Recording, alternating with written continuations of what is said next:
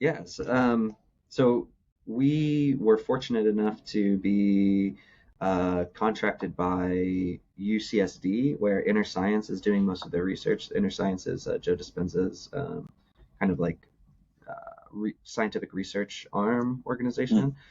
They've been working with Dr. Hemal Patel there, and Leo's been doing a lot of the EEG analysis of the data that's been collected at these retreats. And they encouraged us to go out to Nashville to have the experience for ourselves so that we could better kind of understand Mm. what we're studying. And I'll let Leo speak to it more, but it was a very grateful for the experience because what I truly saw was the validity of personal experience, right? Like Yeah. I'm of the belief that if you're having an experience, that experience is valid, right? Of course. You're not, deluded or having, some hallucination. You're having an experience, and that experience is valid, especially if it's transformative for you.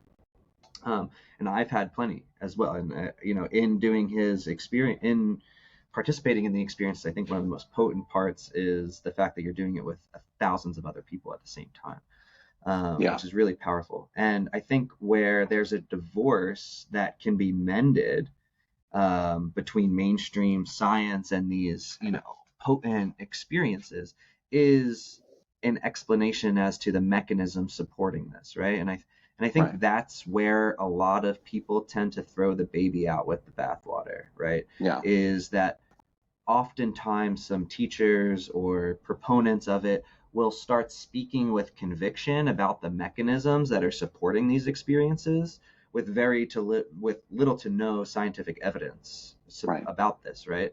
And a lot of times it's due to a lack of sensitivity to have the right tools to do this, or there's some misinformation that's just modern lore.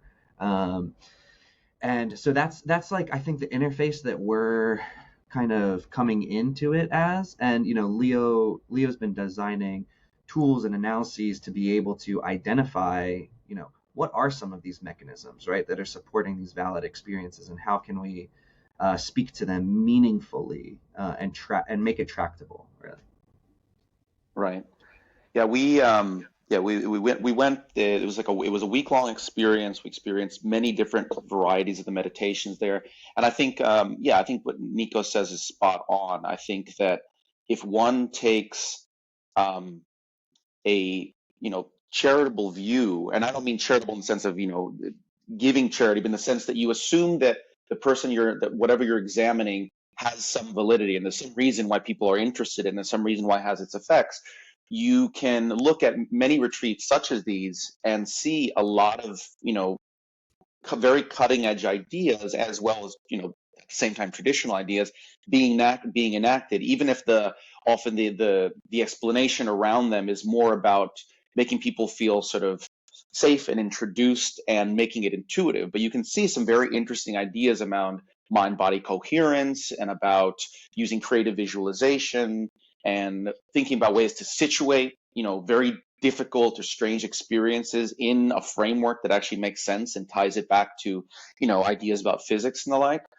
So I think there's a lot of merit there, and I think what's really exciting is the prospect of, as the science of contemplative practice and entheogenics proceeds, that retreats like these and groups like that of Dr. Dispenza's will be useful in actually trying to work out these mechanisms and not be so afraid of non-ordinary experiences, right? Where I think we're coming out of a long period very dominated by behaviorism and kind of dismisses or is skeptical of the actual contents of experience. I think we're starting to emerge from that. And one of the bridges between the richness of experience and things like neural data that I've found very useful has actually come from a personal obsession of mine, which is sort of chaos theory and complex systems theory. And there are all these cool informational um, sort of processing analytical tools that use things like entropy, for example, like the level of informational content within a given signal or in a different connectivity pattern. And there's a growing field of study that allows you to actually relate the literal, quantifiable informational content of signals deriving from a system and relate that to the actual informational richness felt by the system itself. So you can find a lot of studies that relate level of complexity in brain signals to the actual richness of the conscious experience. And we've been trying to develop different tools of that kind to actually look at the different types of meditation undergone during experiences like that of Dr. Dispenza's, and finding very interesting early results. Thank you for checking out this clip. If you want to see the full episode, you can do so by going up here. I hope you have a wonderful day.